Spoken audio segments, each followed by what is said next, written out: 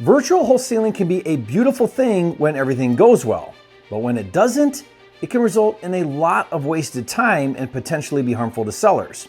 On this video, I'm going to share the biggest mistakes virtual wholesalers make and how to fix them. Now, if you implement these changes, you'll improve your close ratio by 46%. Coming up.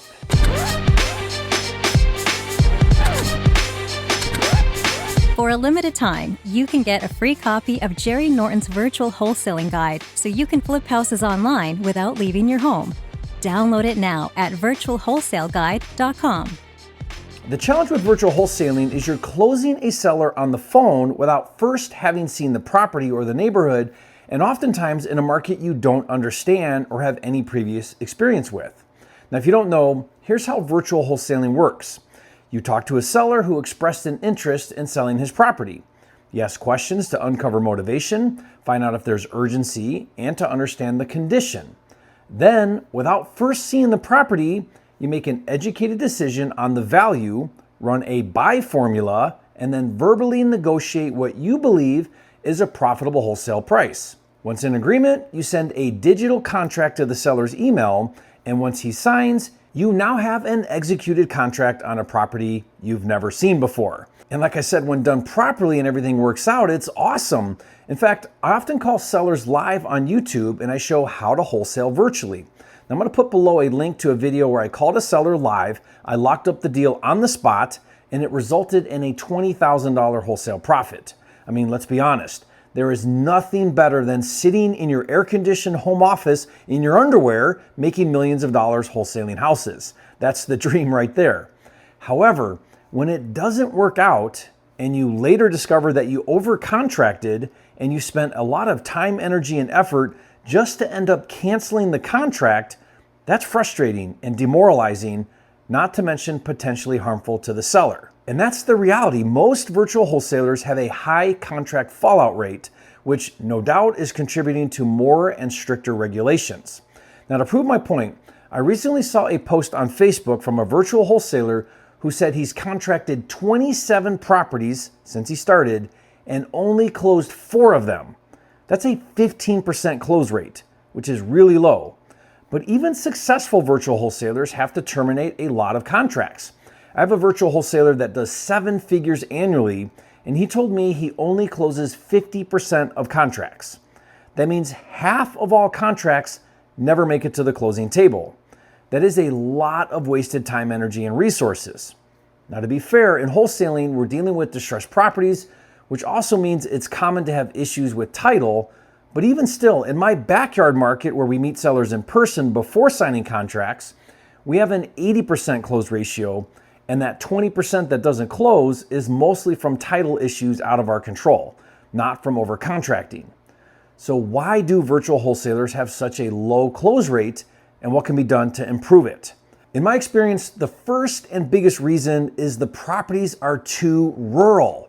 My definition of rural is any location that is more than an hour drive from a metro market. Now, super rural is 2 hours from a metro, and super duper rural is 3 hours from a metro. You get the point.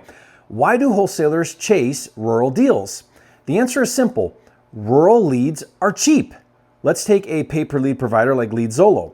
In a major metro market, you could pay $400 or more for one exclusive lead, whereas in a rural location, that same exclusive lead might only be $50 or less. So in an effort to spend less on marketing, virtual wholesalers buy the cheap rural leads only to shoot themselves in the foot with low conversions. It's easy to acquire a rural property at a discount. The problem is they are difficult to dispo due to a lack of cash buyers. Now, in my experience, here's what I found. The metro cash buyers will often go about an hour away for a deal, but any further and it gets more difficult. The biggest lesson is this. The fewer the cash buyers, the harder to wholesale, which means the more rural the property, the more difficult to find a cash buyer. So my first recommendation is to avoid rural. Spend the extra money and buy leads in better locations. You think you're saving money, but the truth is you'll close more deals and for higher fees if you buy higher quality leads. Now, if you're budget conscious, then buy leads on the fringe. right at that hour away from a metro location. Find deals faster with PropWire. Search properties, skip trace owners, and get lead alerts. Download the PropWire app on the App Store or Google Play Store for free. That way you can still attract the metro buyers. Now, if you do buy rural leads, then I have two more suggestions. Contract that deal so dirt cheap that you can't lose.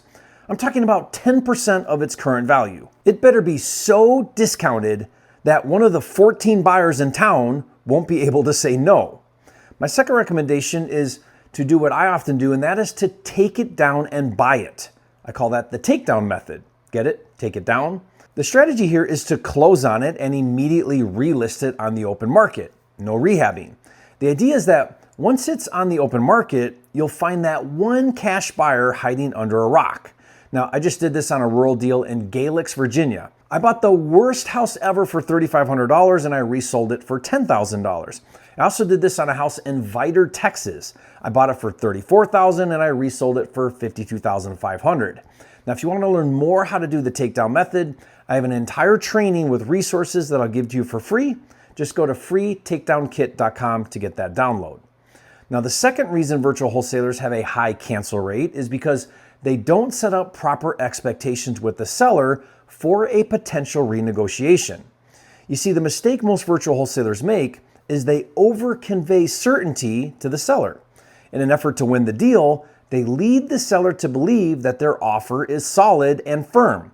So the seller banks on your ability to perform, and then when you can't, they are offended and upset, killing any chances of restructuring the deal. I can't tell you how many deals I do where I'm cleaning up a mess from a previous wholesaler where the seller had a really negative experience with that wholesaler who didn't perform. Look, creating certainty with a seller is a powerful close technique if you're in person when you see the house and the neighborhood and you have confidence in your numbers.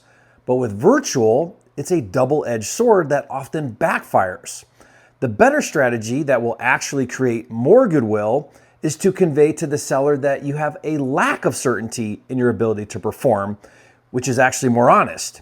Now, I believe this one modification in your sales process will set you up properly for a renegotiation if and when you find yourself overcontracted. Let me show you what this looks like. I'll give an example that just happened while calling sellers live on YouTube with my friend and pro wholesaler RJ Bates. After talking to the seller for 15 or 20 minutes, I negotiated what I thought was a good deal. I said to the seller, "Mr. Seller, I understand $95,000 is your absolute bottom line, and I think that's a fair price, but it's not quite where I need to be. If it was $75,000, I would be much more confident. However, I'm really connected with a lot of active cash buyer investors. If you will give me a window of time, I will work really hard to find you a buyer willing to pay $95,000. And don't worry, they'll pay me out of the deal so you still get the $95,000 at closing. I only need about 10 days to work my network. I can't promise you I can get the deal done for $95,000, but I can promise you I'll work really hard. If after the 10 days I can't secure a buyer, we can revisit the deal and decide what to do from there. Now, Mr. Seller, I will need you to commit to me with an agreement because I can't spend the time on it and then you sell it to someone else. Does that seem like a fair arrangement?" Now, what just happened? I just explained wholesaling and I prepped the seller for a potential renegotiation. Now, there's no guarantee you don't waste your time and can't find a buyer, so make sure you actually think $95,000 is a deal, but at least he's not offended later when you can't perform because you explain clearly the process and what happens if you can't find a buyer. So let's say in that example, your highest offer you get from a cash buyer is $95,000. Now you go back to the seller and you renegotiate to $85,000 or whatever you want. There's no guarantee the seller will lower the price, but because you set up proper expectations, your chances are greatly increased because you are honest and transparent. Now be sure to structure correctly and execute a contract and assign it to your buyer and follow all the state required regulations, but following this technique, you'll get way more deals across the finish line and you'll increase your close ratio by a whopping 46%. I just made that up, but it will go up a lot. And I can't reiterate this enough. Do not spend time working on a deal that you don't have under contract. Explain to the seller the next steps. "Mr. Seller, I'm going to email you an agreement to approve. I cannot start working on this until you have that in place.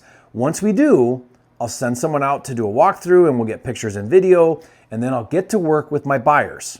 But like I said, if I can't make $95,000 work, we'll revisit this and we'll come up with a new plan. If we do decide to move forward after the 10 days, I'll open escrow, I'll put down earnest money, and we'll close on the agreed upon date. Now, one more tip. Never renegotiate a seller without having your buyer locked in. You get one shot to renegotiate a seller, so don't blow it.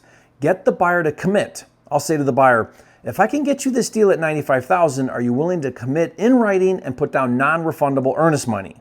If they are unwilling, you don't have a serious buyer. So, if you found this video helpful, leave a comment and say, thank you, Jerry, you are a flipping genius. And if you're new to virtual wholesaling, be sure to get my free virtual wholesaling kit with all of the resources you need to get your first virtual deal in the next 30 days. Now for that free download, just go to virtualwholesaleguide.com. Finally, watch this next video where I show a case study on how I made a $20,000 profit doing a virtual wholesale deal. Watch that now, and I'll see you on the next video.